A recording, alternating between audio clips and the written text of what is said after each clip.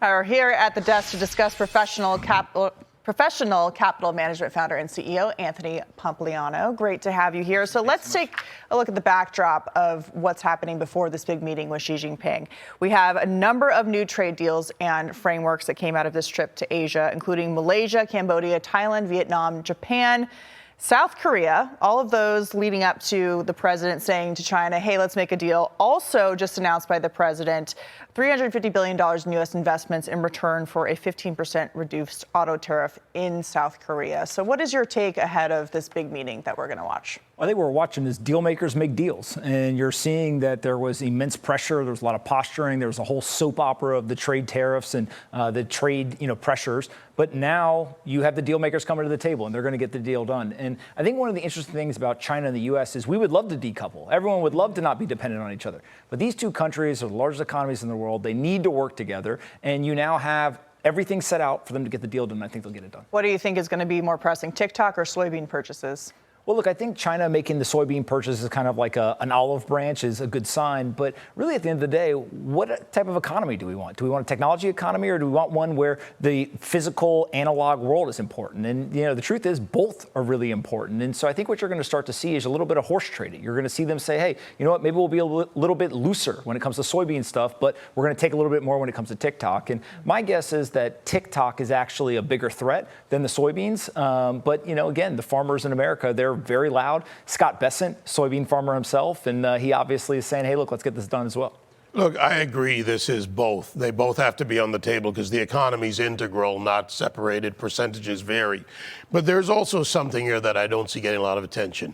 Building up to the meeting with Xi Jinping, this seems like a strategic deployment of economic power, the leverage, right, of economic leverage, trade deals and more. Because in order to offset China, you need to have leverage, and Trump's a leverage guy.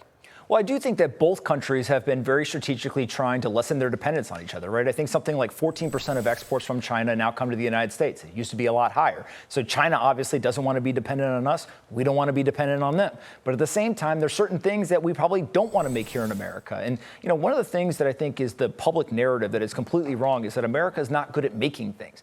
We are the leaders when it comes to reusable rockets, at defense technologies, at plenty of things when it comes to, biotech and many other aspects of the economy.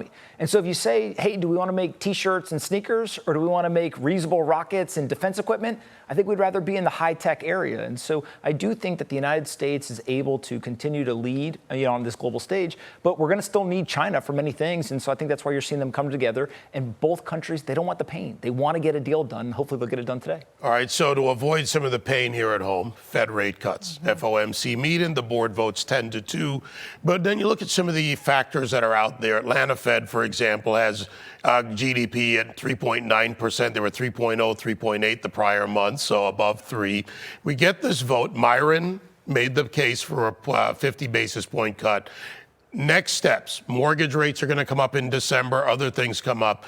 I would have liked to have seen 50. What would you have liked to have seen come out of it? I mean, this is insane. The Federal Reserve is so far behind the curve. They have been behind the curve since 2020. They missed all of the inflation. They told us it was transitory. They were wrong. They then told us they were going to be data dependent, and they started trying to forecast inflation that never came. They were wrong. And so now what they're doing is they're basically getting put into a corner, and they have to do this. They don't want to do it, but they have to do it. And it's because the labor market is getting smacked in the face by technology forces. And so artificial intelligence and automation are coming. We're seeing companies lay off hundreds of thousands of employees, but yet still continue to produce record profits and record growth. That is productivity. That is efficiency. And so these companies are becoming more valuable because now they don't need the human labor. So what do? You got to lower rates. You got to get cheap capital into the market. And so I think that it's very interesting that there's so much talk of a bubble in financial markets. But what you're actually seeing is these companies are growing faster than we've ever seen before. These are the greatest companies ever constructed in human history. Important note to avoid the panic out there. A lot of earnings reports from tech sector today. That's moving the markets at the end of the day a lot more than just the Fed rate cuts. Yeah, and look, I think that what people are starting to realize is this AI thing is being adopted by these companies. And I thought it was Jerome Powell made a comment that, during the tech bubble in 2000, there was a lot of ideas, not a lot of companies. Well, now we got a lot of companies, and they got a lot of money, and a lot of the investment they're making is with their cash flow. And so I think that people should just calm down. The market's going to continue to go up, and the Fed rate cut today allows for the bull market to continue for quite a while. Yeah, and AI needs energy that they can't yet access, so that's also going to slow them down. Anthony, great to see you. Thanks Absolutely. so much. Thanks for having me. See you, Anthony.